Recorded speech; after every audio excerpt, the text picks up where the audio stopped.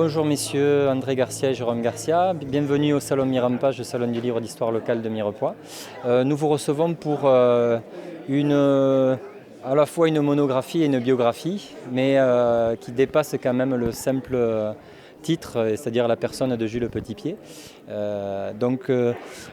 J'aimerais savoir qu'est-ce qui a déclenché cet ouvrage. Quelle est l'histoire de ce livre ? Tout a commencé par l'achat d'une maison que j'ai achetée ici à Mirepoix il y a quelques années, donc je voulais me rapprocher de cette région. Et c'est au cours des travaux de rénovation qu'on a trouvé qu'il y avait des éléments anciens dans cette maison qui voulaient nous dire que cette maison avait une histoire à raconter. Et c'est en creusant qu'on a trouvé des éléments... des fresques aussi. Des fresques notamment. C'est pas tout à fait des fresques. C'est des peintures sur... Peinture murale. Oui, peinture murale sur plâtre. Qui date de la Révolution, je crois. Oui, ça date de 1800 à peu près. Puisque la maison a été achetée par les Petitpied, par Jean Petitpied, en 1798. Et le café qu'il a installé a démarré pratiquement tout de suite. Et donc c'est à ce moment-là qu'il a fait faire les peintures. Et à un moment donné, on s'est rendu compte que la famille Petitpied était originaire de cette maison. On a trouvé par hasard. Alors, et c'est ce qui a déclenché la genèse de cet ouvrage. Il faut peut-être préciser qu'en fait, cette maison est située cour du colonel Petitpied à Mirepoix. C'est sa maison natale. Voilà. Et ça, on ne le savait pas au départ. Donc ça a été la découverte qui a... Voilà, donc on a creusé les archives, on s'est renseigné.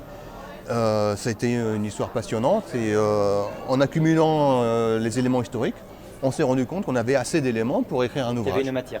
Voilà. Alors cette maison de 2 mètres, elle a accueilli pas mal de personnes de la famille de Petitpied. Elle a accueilli donc, la femme de Jules Petitpied, Elisabeth. Elle a accueilli son fils, Henri Petitpied.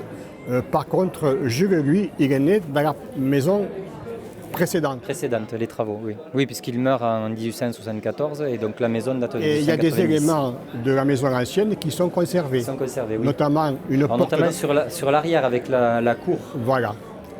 Puisque à l'époque, l'entrée se faisait par la rue de la Trinité, c'est-à-dire rue Villagablache. Côté du cinéma. Côté du cinéma. Concernant la famille de Jules Petitpied, donc il y a toute une dynastie qui s'est installée dans cette maison sur le 19e siècle. On peut parler dans ces termes ou Ça s'étale sur 2 générations. Sur 2 générations, oui.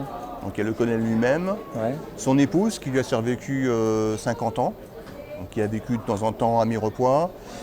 Elle s'est ensuite installée à Rozay-en-Brie. C'est là où elle est morte en 1824. Et ensuite son fils, Henri Petitpied, qui a suivi une carrière de diplomate.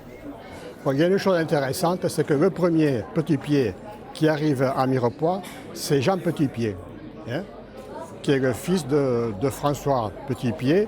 Alors ces gens-là, ils arrivent de Fangeau. Alors ce Jean Petitpied, déjà à Fangeau, il avait ouvert un bistrot. Quand il arrive à Mirepoix, il ouvre encore un café qui va tenir jusqu'aux années 1823. En 1823, il y a un litige avec son fils, qui perdure depuis quelques années. Il quitte donc le café et il s'installe au cours Saint-Maurice, à l'ancien presbytère de Mirepoix. Et là, il ouvre encore un café. Donc, ce Jean Petitpied, il a ouvert 3 cafés. 3 cafés dans Mirepoix. Un à Fangeau et 2 à Mirepoix. Oui, un à Fangeau et 2 à Mirepoix. Alors, ce Jean Petitpied, il a un fils, Simon, qui prend la suite du café, donc du premier café. Et c'est ce Simon qui est le père de Jules. Qui est le père de Jules. Voilà. Et alors, Jules Petitpied, puisqu'on va terminer avec lui, il a un destin qui est quand même assez particulier, et même hors du commun, puisqu'il est fils de cafetier, donc une catégorie sociale plutôt modeste, liée au commerce ou à l'artisanat.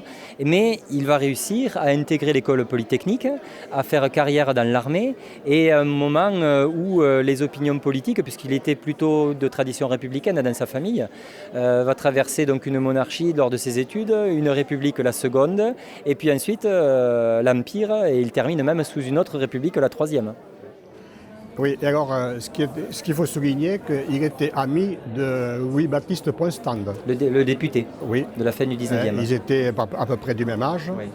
Et ils ont fait à peu près les études parallèles, bon, sauf que Postan de les arrêter en troisième et que Jules Petitpied, lui, il les a continués.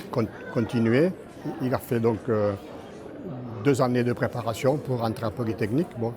Et après, bien sûr, il a suivi les écoles d'application de Metz, de Toulouse. Et après, donc, il est parti Dans l'active. en activité. Quoi, hein. Bien.